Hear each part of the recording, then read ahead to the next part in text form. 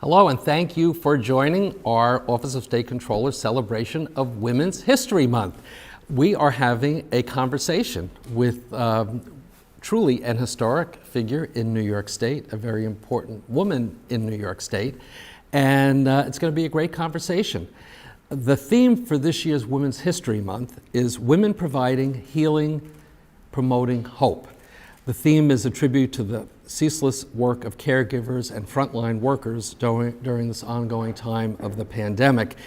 But I can't think of a better way to celebrate that theme of hope than having with us someone who's always given me hope in the many years that we've known each other, but the first woman to serve as a leader of a legislative conference in New York State. I might add the first black woman as well to serve in that position. And that's none other than the Honorable Andrea Stewart-Cousins. Oh, thank you so much. It's so good to join you here for the Women's History Month celebration. And as you talk about me, I always talk about you as being, quite honestly, the best controller in the world, I think we've gotten to now. But I've appreciated your friendship over the years. It's been genuine and it's long-standing.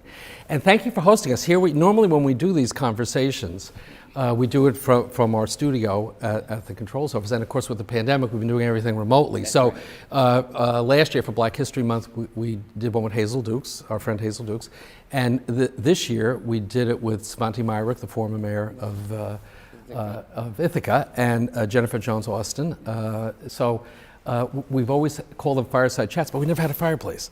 So thank you. We're here in the Senate, one of the Senate conference rooms. So really, I know it's a busy time of year, so I appreciate your making time and your wonderful team here enabling us to do this conversation right here in your own office space. And I will allow you to use our faux fireplace anytime you want. And I also am very happy to be part of, many of the conversations that you've had with people that I admire.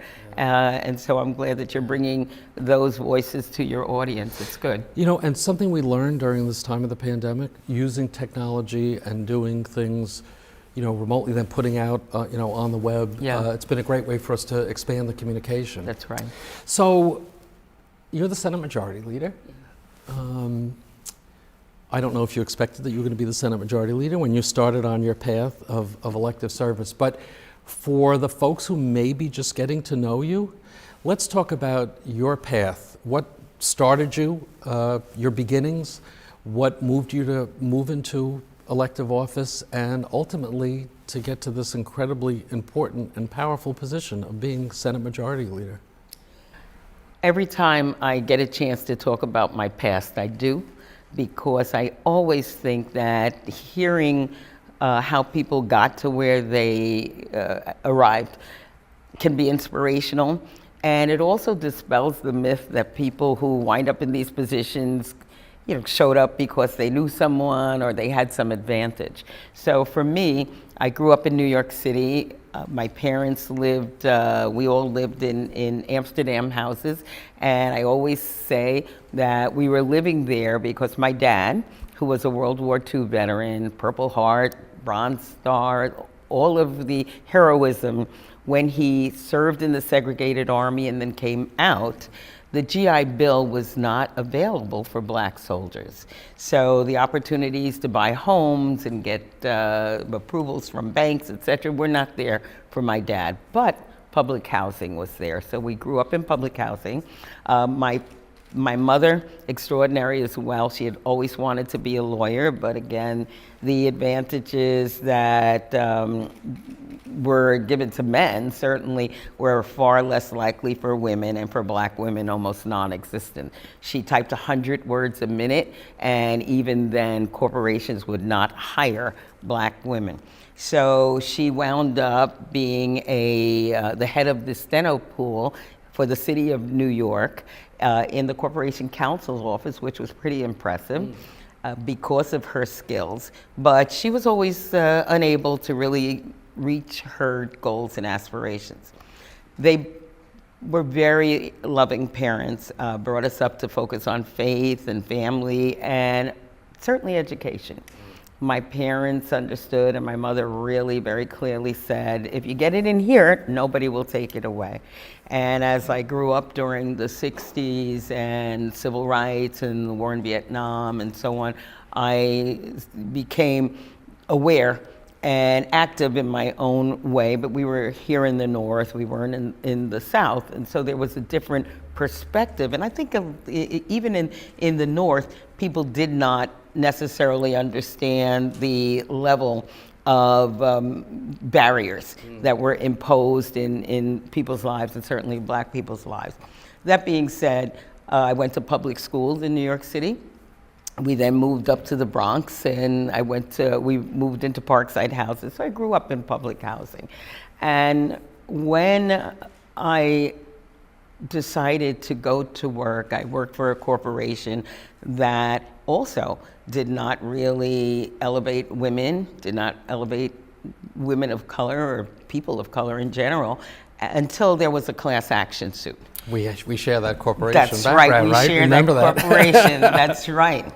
And the class action suit allowed for qualified people of color, qualified women. We had to take all kinds of tests, the Harvard tests, all these tests, and then they allowed us to move into more managerial positions, about 2 or 3 at a time, and that is when I got into sales and marketing from customer service, because we were back in the day where women were only really being operators, so you could kind of know what corporation I'm talking about. Yes. And they were only in the business office, but they weren't able to do the marketing, sales, these kinds of things. When I did get into that, it gave me a big boost in salary. I had a company car, and it opened my eyes to how barriers had really kept me from a quality of life that would have really been improved had I had the opportunities earlier. And at that point, I neglected to say that I was a single mom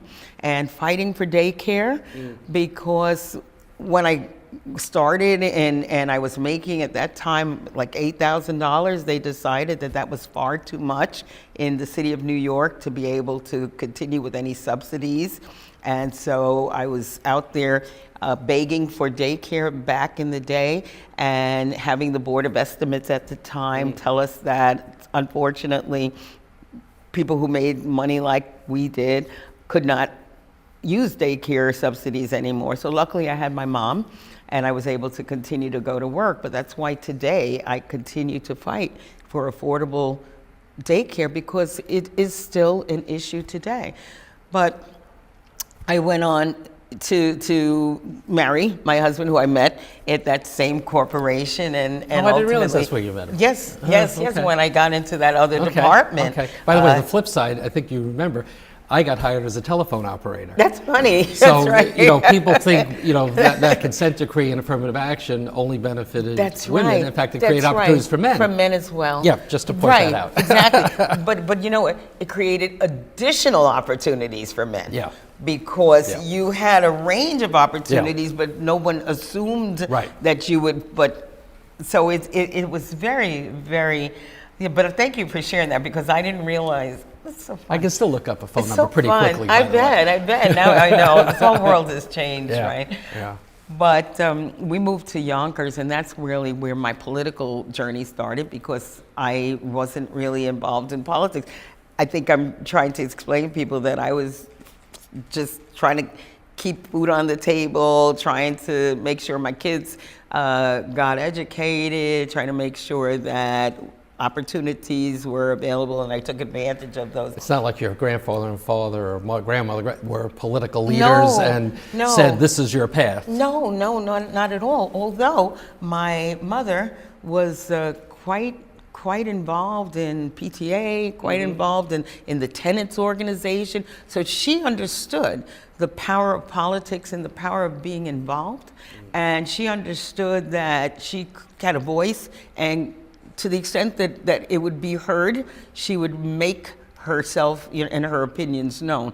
But even that, I wasn't aware that it was something to do. It was something she did, but not necessarily something to do. My dad, who was, again, an extraordinary person, but he too, because of the menial jobs that he was always going to have, he worked hard. He worked sometimes 2 jobs at a time.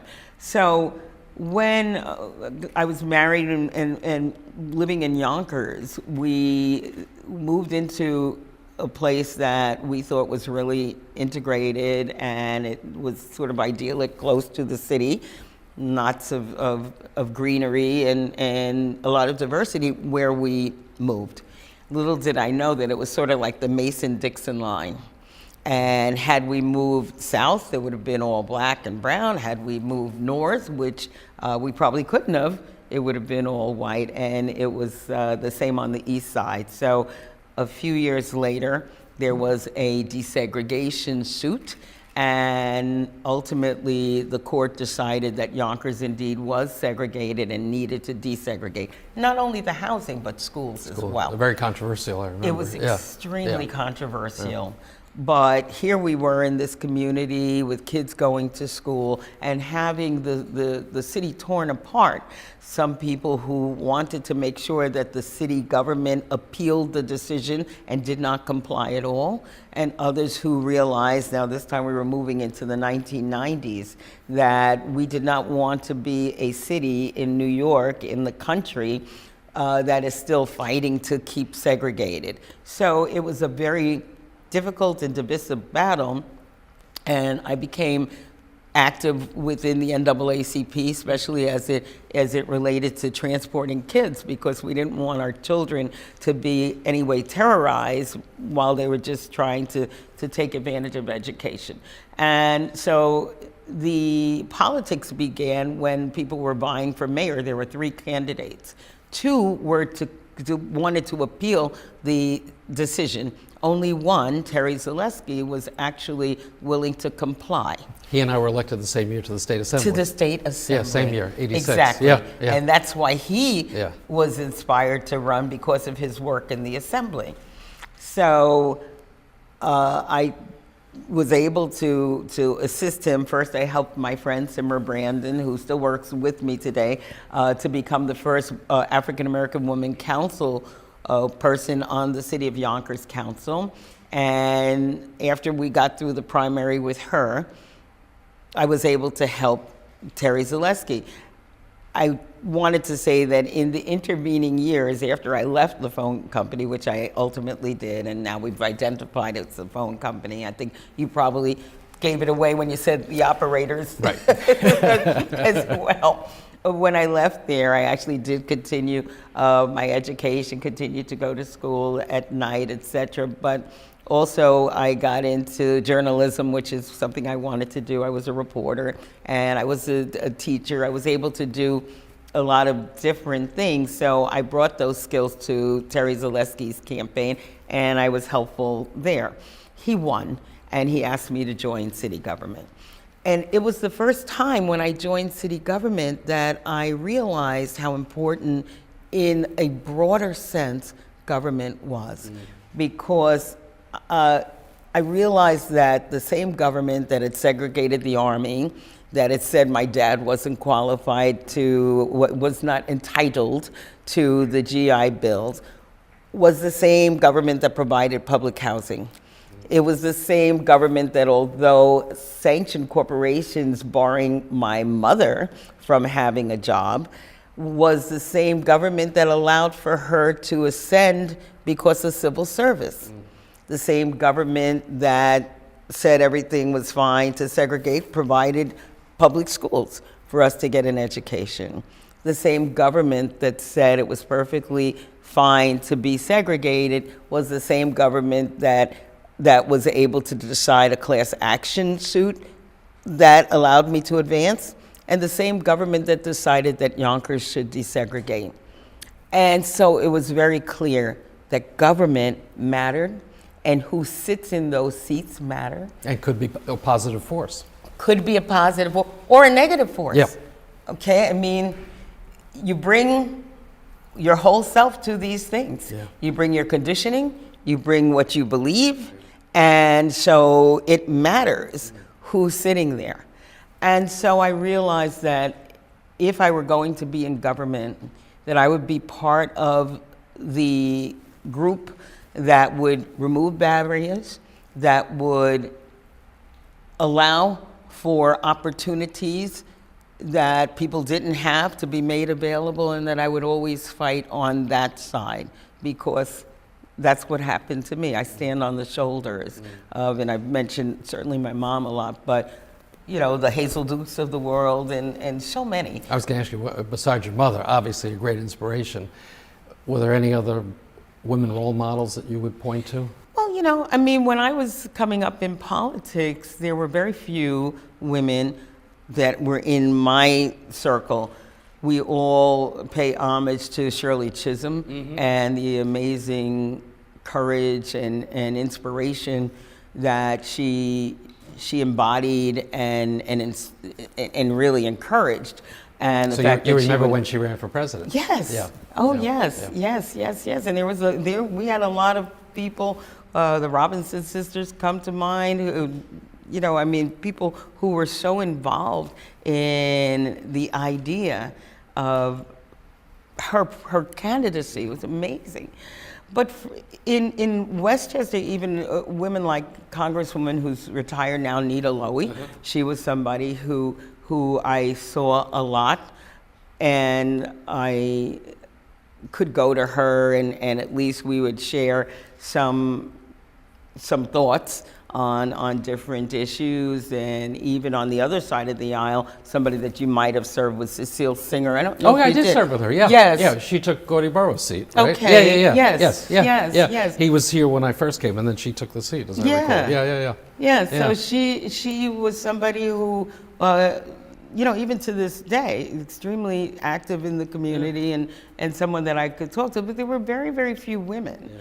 And I mean, again, I realized that there was a lot to be done, and so I took advantage of the women who were around, or the women that I could see, but I also knew that I had to chart my own course, because there weren't a lot of role models, and there were men who were helpful as well. As I said, I learned a lot from men in terms of temperament, which was kind of interesting. Terry Zaleski, I remember Terry Zaleski and the then city council president, who also became mayor, John Spencer, were, it would seem, bitterly feuding all the time. I watched them yell at each other, and I watched one even talk about the other's mother. I mean, it was incredible. And I was brand new in the mayor's office. And by the way, my job was director of community affairs.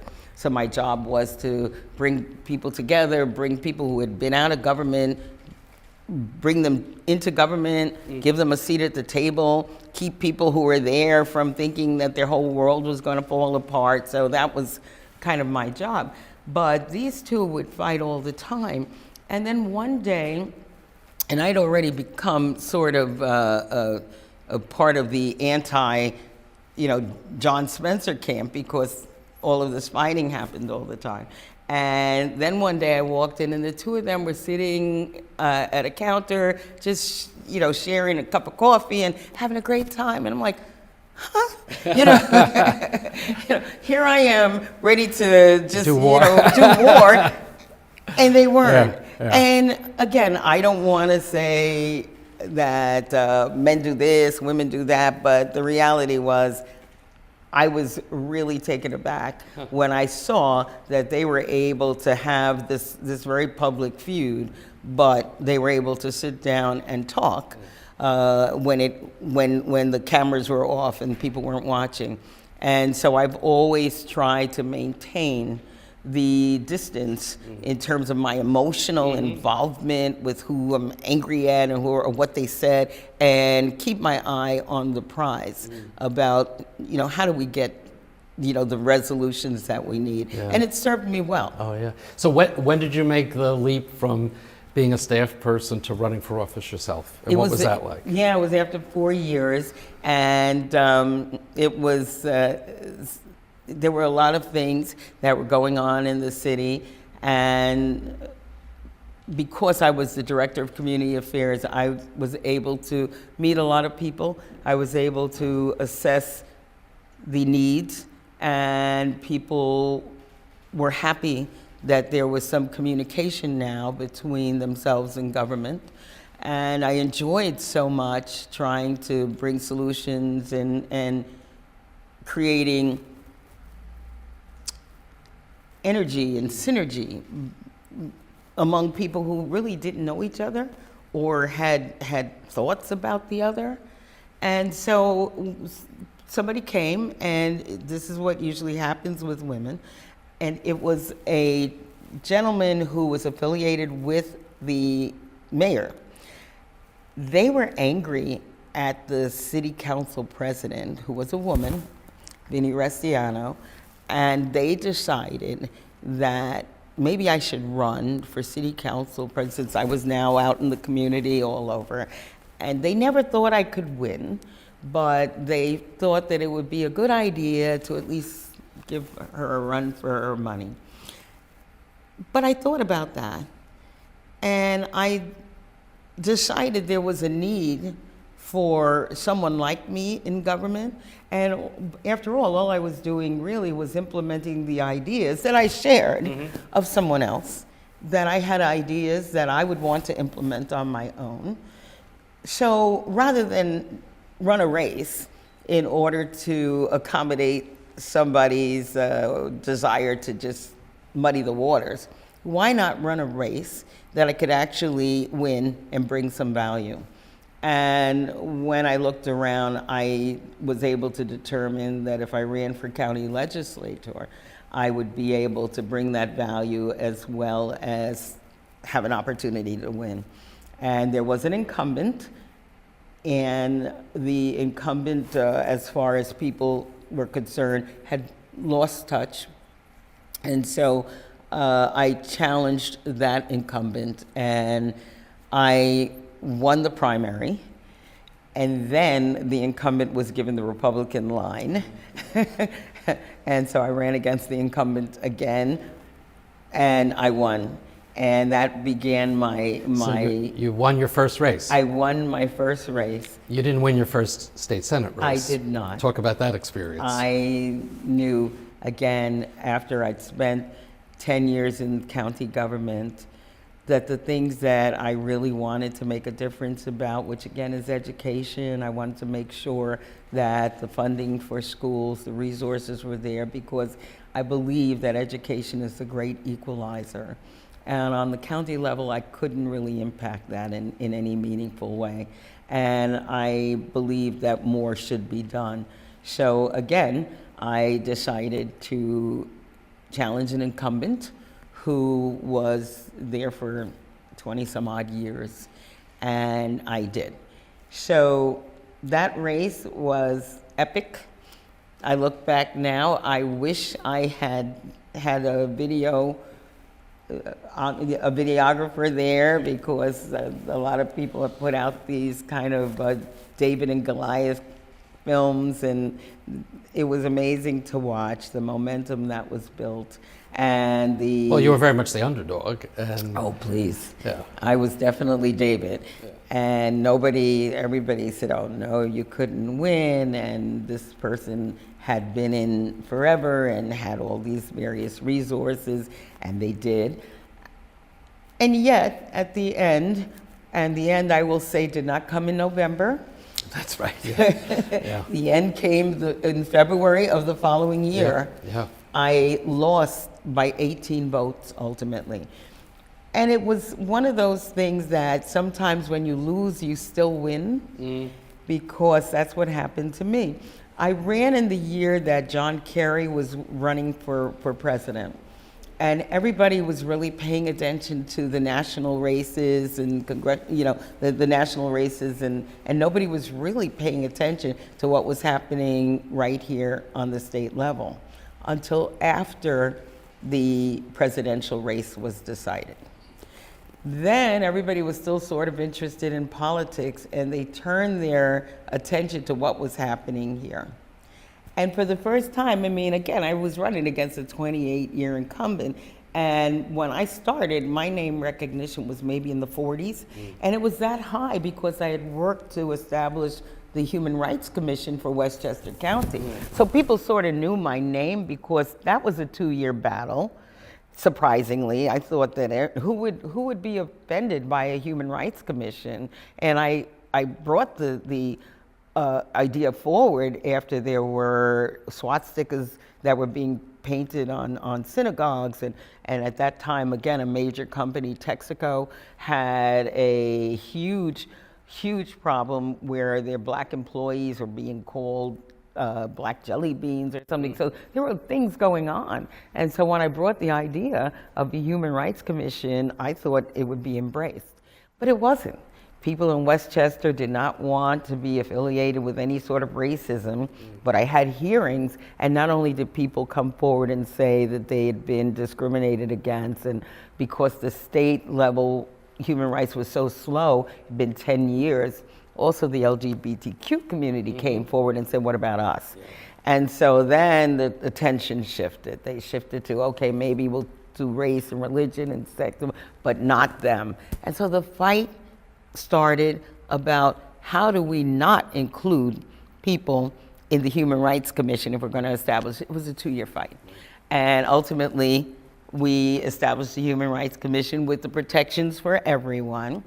That had elevated my profile substantially. But even so, going against a 28-year incumbent, my name recognition was less than 50%. So after we had the presidential, and after people started paying attention to the race, they were turning this on like it was reality TV. You know, we were in courts. It was a drama. Was a drama, and everybody was kind of riveted. And every day I'd show up, and they say, "Oh, you know, are you going to concede?" And then we'd find out that the tallies that they had said weren't really the tallies. It was drama. It was like Bush Gore. Bush v. Gore, and then exactly. Later on, you know, more recent history, you know, same That's thing, right? Yeah. Oh, yes. Yeah, you were a microcosm of that same dynamic. I was a microcosm of that same dynamic, and even a microcosm of what happened with Obama, who was another, you know, how could he ever win? And then all of a sudden, so, and we did that pre-Obama, so I'm always kind of proud of what we built. So everybody was turning in, and so they were all invested in what was the end, and then at the end, it was only 18 votes. Every vote matters. That's an example. Every vote mattered. But you didn't take your marbles off the table and disappear, did you? I couldn't. Okay. I couldn't then, because at this point now everybody knew. What did your family say? Did they say? Everybody knew, and there were people who were like really invested in making sure that those 18 votes would not be the deciding. And I tell you, I remember being in Harlem, and at that point, former Governor David Patterson, when I ran, he was the minority leader of the Senate, and he had recruited me to run initially, and they wanted to know whether or not I was going to run again, because you're right. I mean, my family, this was a huge deal, and it obviously a big disappointment to lose after all that, and to lose by 18 votes. Right? Yes, you second guess everything, right? You second guess everything, and again, you know what you put your family through, sure. And here's my reality: they didn't believe my opponent that I was actually ever going to win. And so for the better part of that race, they took me for granted. And now all of a sudden, it was very clear that I could win. And so I knew that when I stepped back out on that platform, should I step back out on that platform, that I was going to get everything thrown at me. And so it was really an exercise in courage now. And did I want to risk that? And did I want to do more of that to the family? And then so anyway, I was talking to Senator Kruger, who was heading up the Senate, Democratic. Liz Kruger. Liz Kruger. Let's be clear. Which Kruger? That's yes, Liz Kruger, that's right. Senator Liz Kruger, my friend and colleague, and she was heading up the campaign for the Senate Democrats right there. And we were down in Harlem because we were meeting, and we were getting ready to go into a new election cycle. And then Senator Patterson wanted to know if I was going to run again, because obviously they would want to support me. They wanted to give me the right of first refusal. But since they realized that this was a seat that could be had, if I wasn't going to do it, then they would certainly pass the torch on to somebody. But they were planning to invest in this seat. So I was down there in Harlem with her. I remember I was going to one of the big stores, and I told her, you know, I just don't know. It's early. I can only tell you that I left there. I walked to the store. It was this big shop, and there was a particular product that I was going to go to the store for. And on the way, I met 3 people. In Harlem, one person walked up to me and said, "You Andrea Stewart-Cousins?" And I said, "Yeah." He said, "I voted for you." I'm like, "Really?" And I said, "Where do you live?" Because sometimes people tell you they vote for you and they really don't live in your district, you know. And so the person told me where they lived, and sure enough, "Are you going to run again?" I said, "Well, I'm not sure." "Well, you should." I walked down, and I got into the store, and I'll never forget, there was this woman, and she was wearing a hijab, and she came up to me. She said, "You're Andrea Stewart-Cousins?" And I said, "Yeah." And she said, "Are you going to run again?" And I said, "I'm not sure." She said, "Well, I voted for you." And I'm like, "Really?" And so I asked her where she lived. And sure enough, she lived in the district.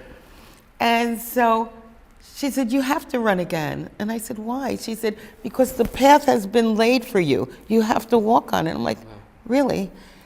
I got to the counter, and it was Vera Moore. And Vera Moore had cosmetics. And she was the first African-American woman in a soap opera, as it turned out. And so she had these cosmetics, and I got there, and when I got there, there was a guy who was a political operative in Harlem, and he didn't know who I was, but she said to him, "Do you know who this is?" And so she explained that I just lost this race, and of course he knew about the race, he just didn't recognize me. And so he says, "Well, you're going to run again, right?" Wow. And I'm like, "I don't know." He says, "What?" He said, "You lost by 18 votes. He said, "That's the difference." He said, "If you were a man and you'd lost by 18,000 votes, you'd have said, 'Oh, I'm this close, I could do it.' If you lost by 18 votes, you have to run again." So I'm like, "Okay, God, I get it. Well, I you get never it." told me the story about that walk in Harlem. That's what fascinating. happened. Yeah, so after I heard it for the 3 times, and I'm saying, "Okay, I get the message. I am running again." And that's when I called Liz and said, "I'm in." And the rest, shall we say, is history. Truly is history. It truly is history. So you won the next race. I did, by way more than 18 votes. You arrived in this 1,000. town of Albany. I want to get to your current role as leader, because I know we have limited time, but you were in the minority. Yes. And then in the majority with the crazy, then the coup. I mean, we'll truncate that history. But I know one of the themes is hope, and I've told you this. When there was that back and forth as to who was in the majority, who was in control of the chamber, I was sitting there down the road in the controls office, and we would have the TV on, and when you would ascend to the podium, and because there were times where you could be presiding. That's right. I was the presiding officer. You added such dignity and poise, which is what you're about, and really took a lot of the tension. There was a lot of tension then in the room, and as I think people hear your story, they can understand what you bring to the table in terms of that strength. So when the Democrats took over, and it could have been a time for some competition for leader, it didn't surprise me that you would prevail as leader of the conference, and most importantly, become the Senate Majority Leader. Could you have ever thought, when you were fighting for a job in the phone company, or when you first ran for office, or when you lost by 18 votes, or when you got here, that you would be the majority leader and to be the first woman? I mean, 3 men in a room. I know. You ended that tradition. I know. Of course, now it's not even just one man in a room. Exactly. It's really changed. But I mean, you've seen incredible transformation here. And, I guess I would ask you, if a young Andrea Stewart-Cousins comes to you today, right, Yeah. and seeing how far That's you've right. come, what you've accomplished, and wants to even get started, and I'm sure this happens all the time, what do you say to that young woman who's deciding whether or not she wants to run for office? Because everybody knows it ain't easy these days, and very polarized and very negative. But what advice do you give a young woman wanting to start out in politics today? The first advice I give everybody is to know who you are, to really be clear about who you are and what it is you stand for and what it is you're trying to achieve. Because, as you said, it's so negative and it's so polarizing and it's so difficult. And the opportunities to come at you have just become exponential. Social media, everything, the distortion of the truth, the opportunity for people to, if they hear a message often enough, to start believing the message, no matter what it is there. So unless you are really grounded in who you are and what you represent, you will be very, very much blown off course and very vulnerable. And maybe, it's going to hurt. So I always tell people, know who you are, be grounded in that, and then know your abilities and have faith in those abilities.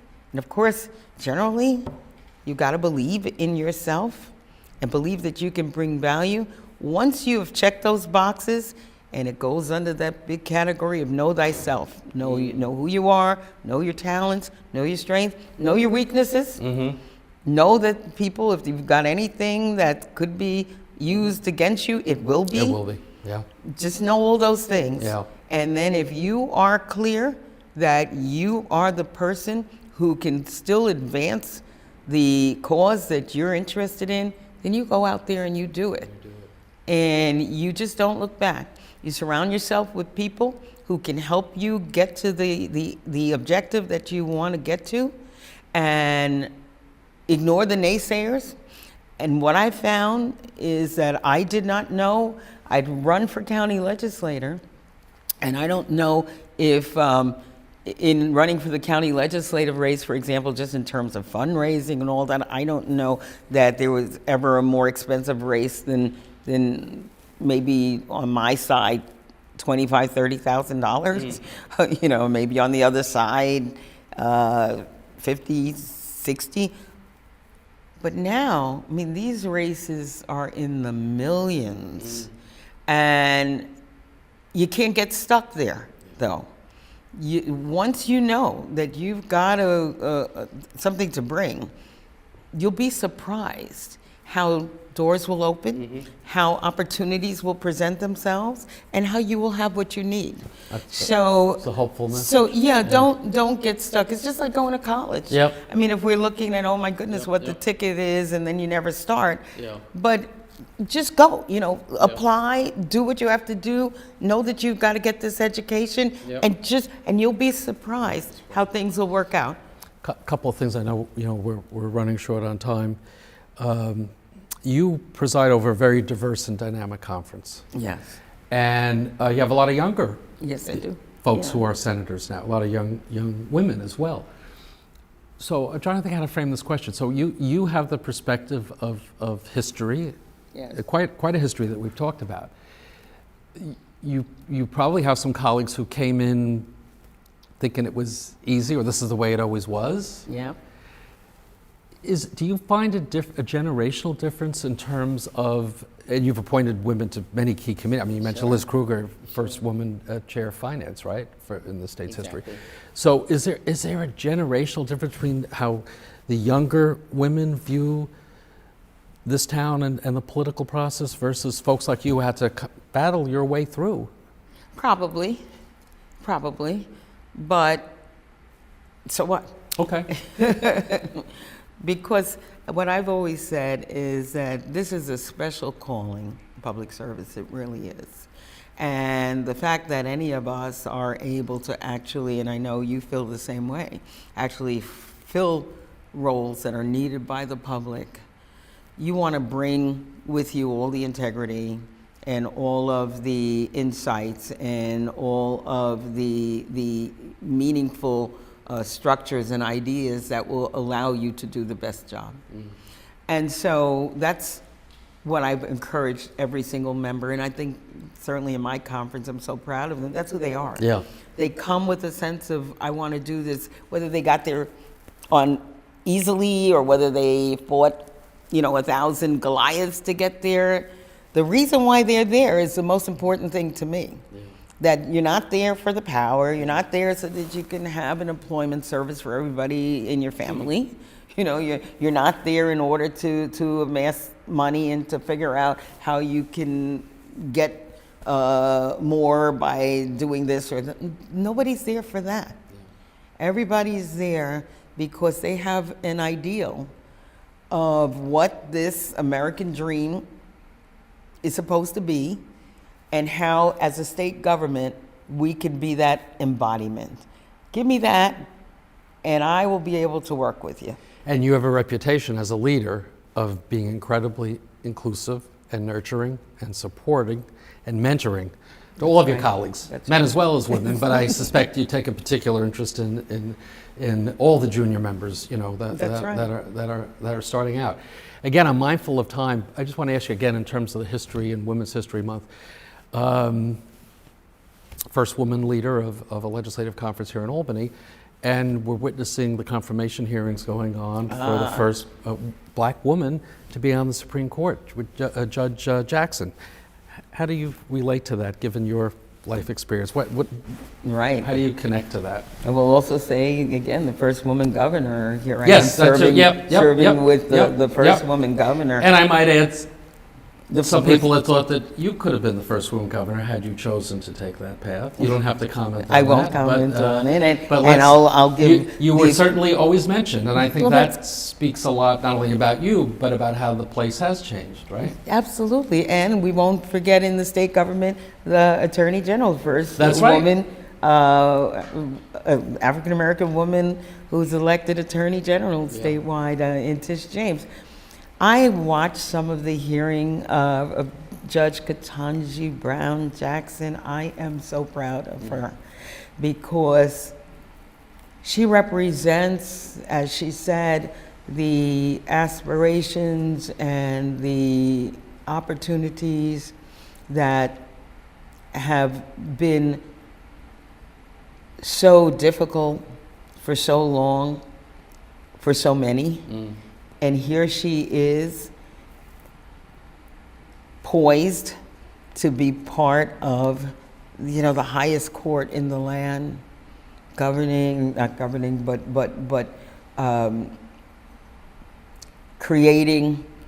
the policies, determining constitutionality. I mean, amazing. But the thing that I really am happy about is that she and I share another role model, which is Constance Baker Motley. And as we talk about women's history, I have to know that I stand on the shoulders of Constance Baker Motley, the first African-American woman state senator. I'd forgotten that. That's right. Wow. That's right. And she and Constance Baker Motley share the same birthday. And when I think about the fact that not only was Constance Baker Motley the first woman a state senator, a black woman state senator, but she also wrote the brief for Brown v. Board of Education. Yep. And so Thurgood Marshall, she was a clerk for Thurgood Marshall, and she actually wrote the brief that changed the separate but equal doctrine that governed education in the country. So much of what I care about is the embodiment of this nominee because of the shared, regard in esteem for Constance Baker Motley and what she cared about. And I will go on to tell, since we're talking about women's history, she then also went on to be the first woman Manhattan Borough president. Constance Baker Motley also was the first African American woman to argue at the Supreme Court, as well as the first that was appointed to a federal judgeship. So the fact that I am in the chamber where she served, watching a nominee who values her and they share the same birthday and brings up her name all the time is, again, another hopeful note to remember that you're only in charge of what you do. You know, be clear about who you are, be clear about the value you could bring, have faith in the fact that you are here for a great purpose, and hope that the world has the wisdom to allow you to do the job that you're sent to do. Two quick things and we'll close it out because you've got a lot of work to do. You know, we talked about your historic role, and before we started the conversation, I mentioned to you offline that Mary Ann Krupczak, the first woman lieutenant governor, is going to be 90 this month. Happy birthday, Happy Mary birthday. Ann. And her political poster, her slogan when she ran in 1974, and I worked on her campaign, so I remember it, was Krupczak, she's not just one of the boys. Right? Great line. And obviously you mentioned, you know, Governor Hochul, Tish James, yourself, go down the long list. Has Albany fundamentally changed as a state government of opportunity for women at the highest level, or do you think there's still a lot of work for us to do? There's always a lot of work for us to do. There is always a lot of work for us to do, and I take pride in the fact that, again, my conference with all of its diversity and more, you know, women than have ever, you know, generally in the chamber. I think we're up to 19 women in the chamber. I think the highest was 20, but there's, you know, 63 members only. So we've come a long way. We do have much more to go, but I do think that we are changing the culture. We're changing the culture by our participation in larger numbers. We're changing the culture in terms of the things that we are emphasizing and the things that we are pushing legislatively. And we're changing the culture as far as what people understand is tolerable or intolerable in the workplace. And that's been a big issue in it's this been town a big for a issue long for a time. long time. Yeah. It's been, quote unquote, the norm for a long time. And it's no longer the norm.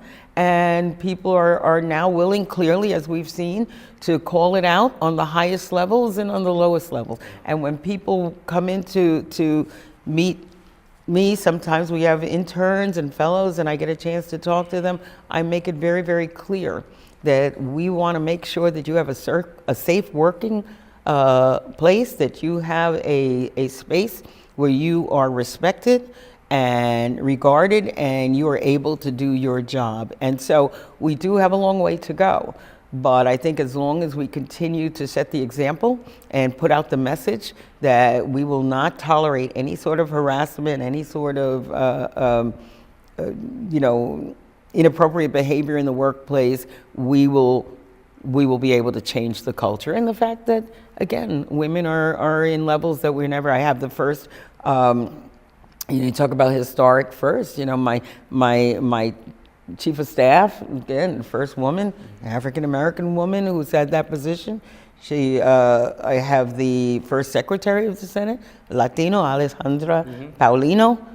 First time she's ever, you know, any woman has ever had that role. So again, we lift as we climb, and I really think it's so important to make sure that because we are laying a path, that we lay a path that others can walk on with integrity and with confidence and without the obstruction of worrying about being harassed. Last question, fun question. Fun question. Bella Abzug Yeah. had the hat. That's right. Andrea Stewart-Cousins has the scarf. That's right. Tell us what's the story with the scarf. Every day a scarf. Every day a scarf. When I was first elected, I was the second African American woman elected in the city of Yonkers, the first one being my friend that I talked about, Simmer Brandon. For some reason, people were always confusing me with Simra. And I said, why do I want this? They would be embarrassed, I would be a little upset. So I said, let me distinguish myself in some way. And I was very aware of Bella Abzug, and I said, I don't want hat hair. Let me do something that will work for me. And so I decided that I would wear a scarf so that people would be able to differentiate between myself and Simra. Simra is long out of office, but she actually still works for me. But now it's become my trademark, and I find that it's easy now for people to know that, oh, that's her because she's wearing the scarf. And I've also found that it's easy for me to be unrecognizable by just not wearing my scarf. Oh, I never thought of the flip side. The flip side is that people are not sure it's me if I'm not with the scarf. And those days, Simra, she could wear a scarf. She can wear a scarf. You know, now Simra can wear a scarf, and I don't think people confuse us. I've overstayed my welcome in the Senate, It's so I want to wonderful. wrap up. And if we had more time, we would talk about some of the policy issues, but I would observe that from your earliest days of fighting for those key issues that you spoke to so eloquently, education, quality child care, and so on, you are still fighting those battles. That's right. And you are in an incredibly powerful position to make a difference. And I know as the negotiations go on, whatever improvements are going to happen in that area, you're going to be well deserving of a significant part of the credit for whatever advances we make. So I want to thank you for this time. I want to thank you for being a friend and a wonderful colleague. And I do want to appreciate, because we do know each other well for a long time, that I recognize that you truly are a woman of history in New York State, and that even having this conversation, which I hope many people get to listen to, you talked about knowing yourself and being grounded. So you are so incredibly grounded, and you understand that there is a mission that you're on. And you stay true to that mission, and you do it with such poise and such skill and such appreciation for the path that others, the more difficult path that others had before you, and yet you keep that tremendous optimism. And as I mentioned at the outset, the topic is hope, and again, we're running out of time, and I do want to end it. But with this pandemic coming out of this, and I also appreciate the fact that you've always spoken to the healthcare workers, all the frontline workers, how they got us through, many of them women, and that's been reflected in your public policy positions as well. So just thank you for being you. Well, I really appreciate the honor of being part of your Women's History program, and again, I have appreciated friendship, because one thing that I've said about you is that once you and I got a chance to know each other, whether we were talking all the time, whether I was down and others were up or whatever, you have been a constant friend, and you've been a constant friend to everyone in New York State, and certainly the people who depend on you to take care of the pension funds and the essential monetary situation of our state. So I appreciate the fact that you have watched and always been cheering me on. And I think that, again, the people of New York are well served by what you do. So thank you for letting me be part of this. State Senate Majority Leader Andrea Stewart-Cousins, thank you for joining me in celebrating Women's History Month. It's been a pleasure. Thank you.